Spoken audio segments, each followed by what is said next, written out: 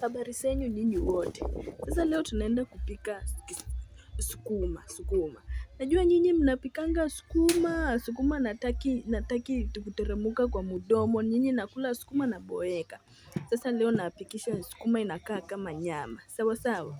Sasa hapo napika ugali. Ile ugali natwanga nayo ukuta nabomoka. Ndio hiyo sasa ugali. Ugali inakuwa fresh, nyinyi inakuwa strong. Napika ugali yangu naeka kwa sinia nangoja mboga.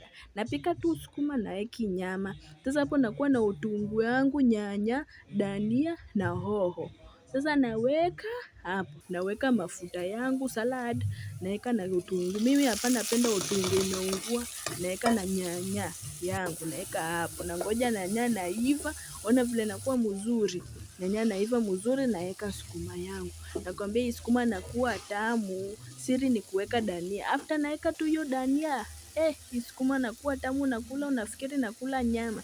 Jirani nasikia harufu, jirani nadhani ni nyama. Alafu hapo naeka royco. Royco na dania ni kiungo muhimu. Nyinyi hapana sahau hiyo.